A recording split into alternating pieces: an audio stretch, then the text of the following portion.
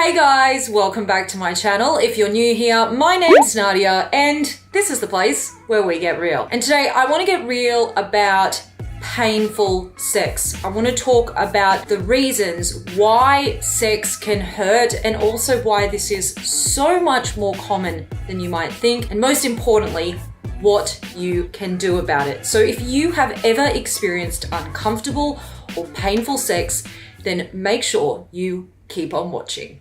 Welcome back to my channel. Are you serious with me? Oh my god! I don't understand how these things always happen to me. So researchers have looked into the phenomenon of painful sex in women. And that's because painful sex is something that vastly impacts women much more than it does men. Now, there are all sorts of different estimates around how many women experience painful sex. One such estimate is that 1 in 3 women will experience it at some stage in their life. And I think that's pretty accurate because I really don't know a woman, and I've spoken to a lot of women about their sex lives, who hasn't experienced painful or physically uncomfortable sex. And I definitely count myself among those women. I have had sex that has physically hurt, and I've also had sex that, while it didn't hurt, it certainly wasn't comfortable either. And it's something that at the time I found very confusing because, as you guys know, if you watch this channel regularly, I'm a big believer that sex education really sucks. It totally lets us down. And one of the ways it lets us down, specifically as women, is it really fails to teach us what good sex should actually feel like. And so for me as a young woman, when I started having sex that felt pretty bad, I didn't question it because I just assumed, well, I guess that's what sex is supposed to feel like. Now that I'm older and I've learned so much more about sex through this job, and I've just had more experiences and I understand my body better, I know now that that was not what sex should feel like, and I know that I should have spoken up about it. And so I'm hoping that the information I give you in this video can save you from just gritting your teeth through painful sex and give you the confidence to speak up about it and to do something about it so that you do not have to continue having sex that feels bad. Let me tell you this, ladies, and let me make it as clear as I possibly can. Because if you don't take anything else away from this video, I want you to take this with you. And that is that sex should feel amazing. And if sex doesn't feel really amazing, then you have an absolute right to speak up and let your partner know and either stop having sex altogether or try something different. Now, with that said, I want to go into some of the most common reasons why sex can hurt and what you can actually do to tackle them. So let's get straight into number 1. One of the most common reasons that women experience uncomfortable or painful sex is lack of lubrication. And this really comes from a huge lack of education around how sex is supposed to work and what it's supposed to feel like. Men have largely been taught, and women as well, that sex is pretty much about putting a penis into a vagina. And so a lot of men will skip essentially straight from taking the clothes off to putting their penis in your vagina. That is certainly the kind of sex that I was having when I was younger. Well, guess what, ladies? Your body cannot get lubricated that quickly. It takes time for a woman's vagina to actually lubricate itself. And that lubrication, which occurs naturally when we are aroused and also when we feel relaxed, that lubrication is what helps sex to feel really good. Sex includes a lot of friction. You've got something moving in and out of you, potentially at quite a rapid rate, depending on what kind of sex you're into. And so you can imagine if there's no lubrication when you're having that friction, that's gonna hurt. In fact, it's gonna start to burn because you've got something dry rubbing against something dry. And what can result from sex where there's no lubrication is something called micro tears. And these are microscopic tears, meaning tears that you can't necessarily see with the naked eye, but that are occurring inside your vagina, because the tissue inside your vagina, it's very fragile, it's very easily damaged. And so when there's no lubrication around it, it's not protected. And so you can end up with thousands of tiny little tears that are going to cause a really intense burning or stinging sensation. So if you've ever experienced that feeling of stinging or burning, it could definitely be a lubrication issue. For most women, lubrication happens naturally when we are turned on. And something that we miss in the process of getting turned on is relaxation, because it's absolutely impossible for a woman, like physically not possible. Science says it can't be done to get turned on and lubricated when she isn't relaxed. And a lot of women aren't particularly relaxed when they go into sex. We're worrying about things like how our body looks. Am I going to perform? How my partner wants me to. Is my partner enjoying this? We might be worrying about other things going on in our lives. Like if we've got children, we're worrying about that. We're worrying about other stresses in our lives.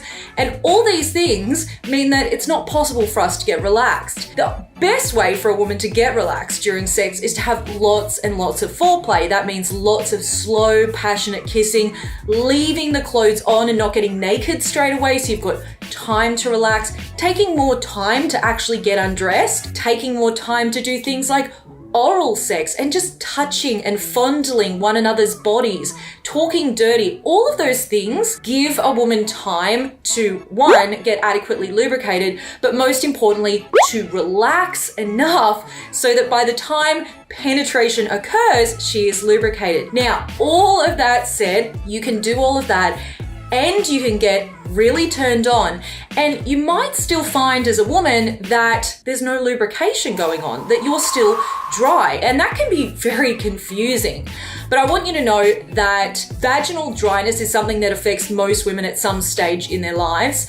Your lubrication can be affected by so many things. Stress is a big one, but also some medications like antidepressants and even the birth control pill can affect your ability to get adequately lubricated, even if you are super horny. Things like the aging process and menopause. There are so many factors that can make it really difficult for a woman to get naturally lubricated, even if she's done all the foreplay and she's feeling super turned on. And so in that case, I recommend a very simple fix, and that is go out and buy yourself a tube of lube. It's really simple, really inexpensive. You can get a tube of KY jelly from pretty much most grocery stores and drug stores for just a few dollars. Use as much of it as you need to. Something like KY jelly is really safe on pretty much most skin types. And I want you to know there's no shame in needing to use lubricant, because women aren't human waterfalls. Sometimes we're turned on and the lubrication just doesn't flow. And getting that lubrication is going to mean that sex is going to be comfortable.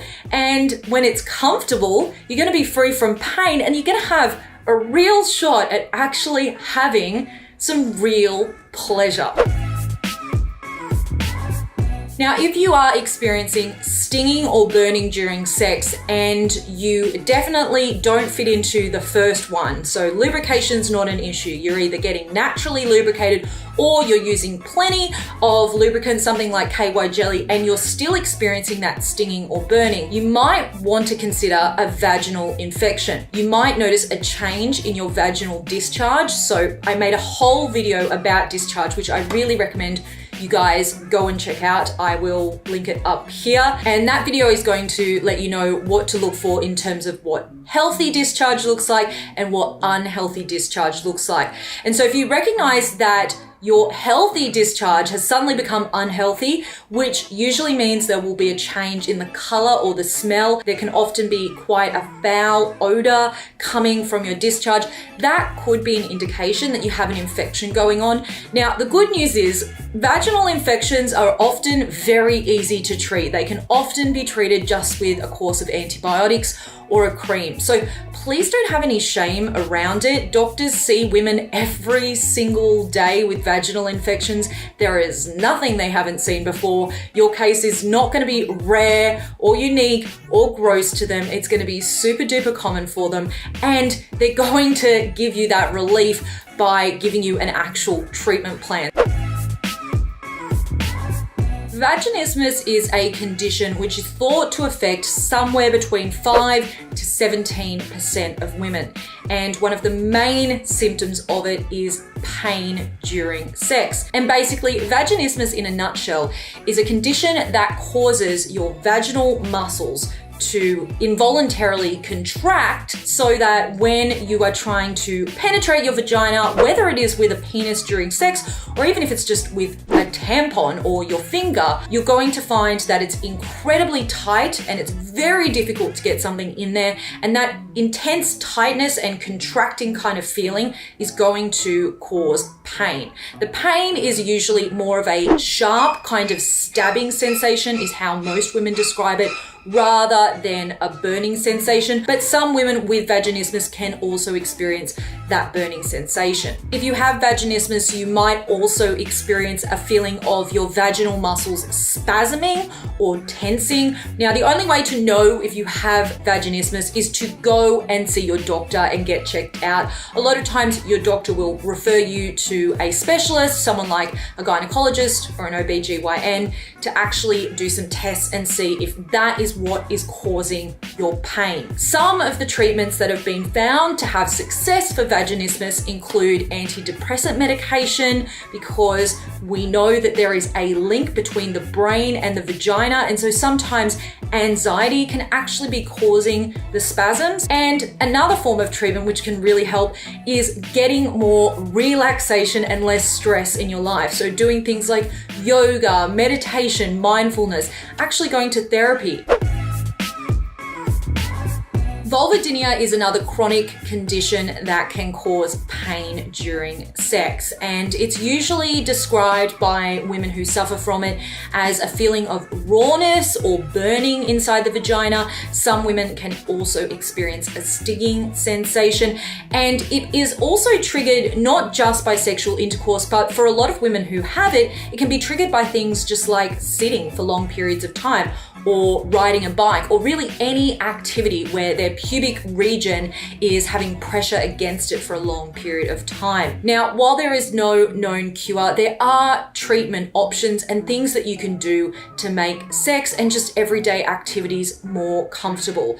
Biofeedback therapy has been found to have some efficacy in terms of helping women get back that quality of life and sex life, as have some topical treatments that can be used around and inside the vagina. So if you are experiencing a feeling of rawness, stinging or burning, and if you're noticing that that feeling is exacerbated not just by intercourse, but by things like bike riding and sitting, then it's definitely worth going and speaking to your doctor about it, ideally asking for a referral to a specialist, someone like a gynecologist who's going to be really well versed in it, and getting yourself checked out. Endometriosis is a chronic condition, and it's something that I personally suffer from. I actually made a whole video about my journey with endometriosis and finally getting a diagnosis and getting surgery, which has helped me more than I can put into words.